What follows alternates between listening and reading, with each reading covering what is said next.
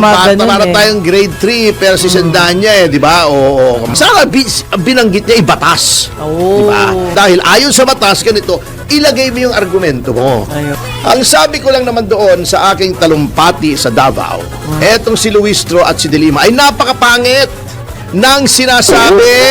Bago sabi ko yan, si Percy Sandanya ay tabingi ang pangangatwiran. Huminga rin ako, siyempre tuloy-tuloy, persado, gigil na gigil ka mag-speech eh. Anong sinabi niya? Dugyot, manyak. Yung ba naman debate? Lalo tuloy tayong naniniwala na tagilid ang kanyang pangangatwiran. Kasi hindi siya nangatwiran eh. O paano natin sasabihin hindi pantay ang kanyang pag-iisip, ha? Kung gano'n ang argumento niya, sasabihin niya sa akin, dugyot, manyak. Yun ba naman ay legal argument? Mali yun. Dapat pangmatanda ang argumento. Pero Tony, next time, huwag nyo naman bibitin Hihinga nga ako eh. Anong tingin mo? Nabibitin sila. Ngayon, masabay, mahirap yung Pahayag nabibitin. mo. Opo. Ayaw na ayaw ni... ayaw ni Laila de Lima yung nabibitin. Ay, grabe. Patay tayo dyan. Eto nagtataka ako dito sa ginagawa na naman nitong House Committee on Justice. By the way, unang-una nagtataka ako bakit nagalit tong si Percy Sandanya sa akin. Bakit nga ba? Ang sabi ko lang naman doon sa aking talumpati sa Davao, etong si Luistro at si De Lima ay napakapangit ng sinasabi. Kasi nga, Tony, bitin Siyempre, hihinga ako Siyempre, hihinga ka nandun kasi sa tablado. Persado. kaya pala Ganon. Siyempre, nung sinabi ko, napakapangit, kinapos ako ng hangin. Hangin. Napakapangit. Hihinga muna ako. Wala nang hangin yung lungs ko Opo, Ay, tapos? napakapangit. Higa, nang sinasabi, dinugtungan ko naman agad, wala pang 3 seconds Ay, palagay ko siya naman, hindi niya narinig yung kadugtong. Di naman, imposible. Bago sabi ko yan, si Percy Sandanya ay tabingi ang pangangatwiran. Huminga rin ako, siyempre tuloy-tuloy, persado, gigil na gigil ka mag-speech eh. Bakit nagalit siya? At bakit sinasabi niya, ang sinasabi ko ay yon, bakit nagalit siya? At hindi baling magalit ka, pero dapat ang sagot mo, hindi tama yung sinasabi kong, pangit yung sinasabi ni Luistro at ni De Lima sa nabaluktot sa batas. Sana binanggit niya batas. Diba? Hindi tama yung sinasabi ni Atty. Topacio na hindi pangit yung sinasabi ni Luistro at ni De Lima dahil ayon sa batas ganito, ilagay mo yung argumento mo. O hindi tama yung sinasabi ni Atty. Topacio na tabingi ang aking pangangatwiran sapagkat gano'n. Anong sinabi niya? Dugyot, manyak. Yung ba naman debate?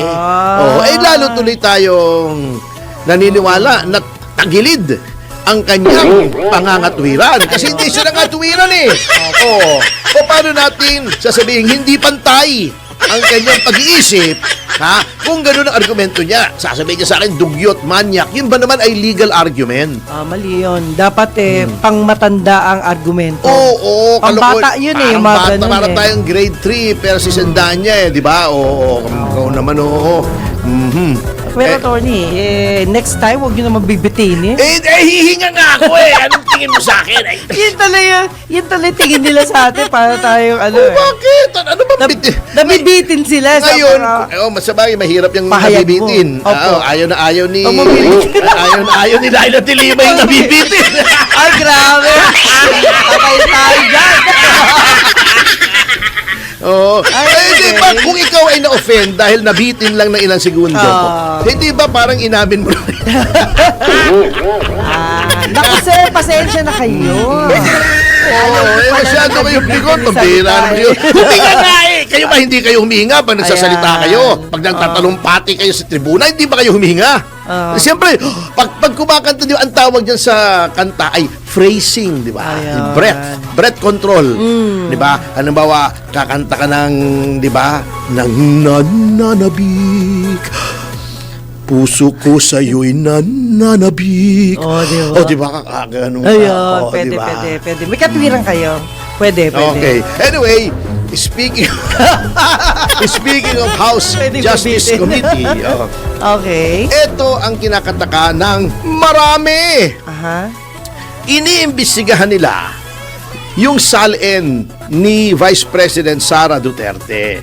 Ito yung summary naman eh. Opo. Ito ay, noong 2020, si VP Sara Duterte ay may salin na 44.8 million.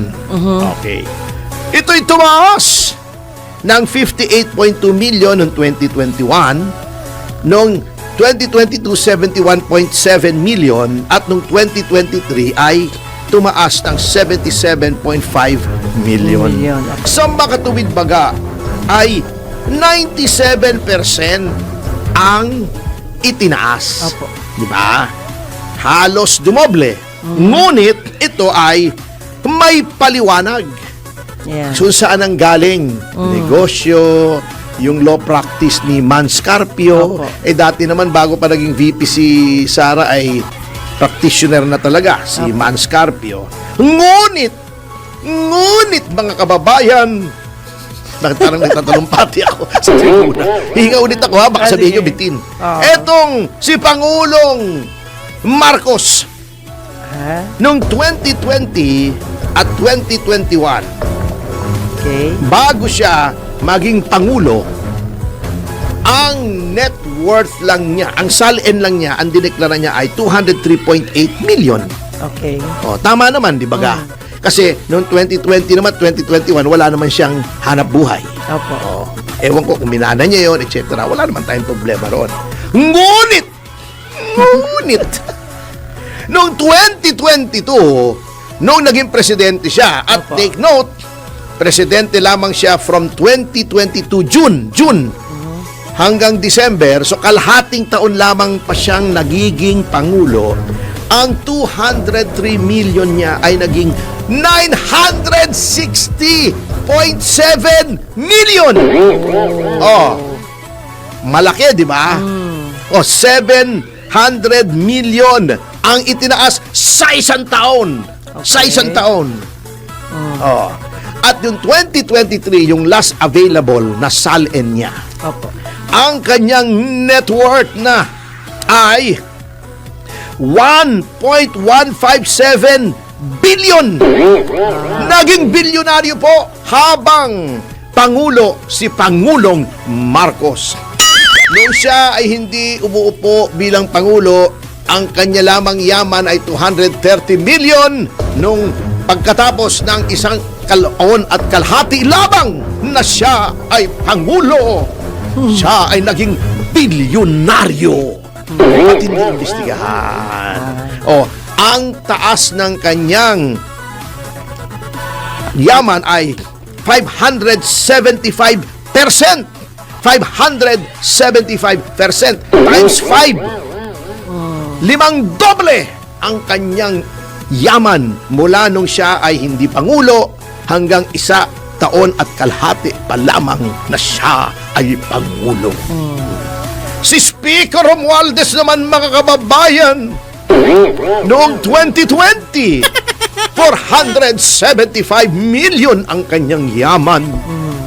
At yun din ang kanyang yaman noong siya, noong 2021, sapagkat siya ay congressman lamang naman. Di ba? Wow. Ngunit, ito ay consistent hanggang 2023. Opo. 475, naging 493 million. Ngunit, mga kababayan, noong 2024, nung siya ay speaker na ng 2 taon at kalahati, Opo. naging 3,465 million ang kanyang yaman, mga kababayan. Mario. Sa makatuwid bagay, 628%, 6 na doble, halos 7 ang itinaas ng kanyang yaman. Bakit, mga kababayan, ay hindi ito imbestigahan ng House Justice Committee? Palakpakan. Palakpakan. Eto pang isa, mga kababayan, si Ombudsman Remulla. Natatawa ako sa sarili ko.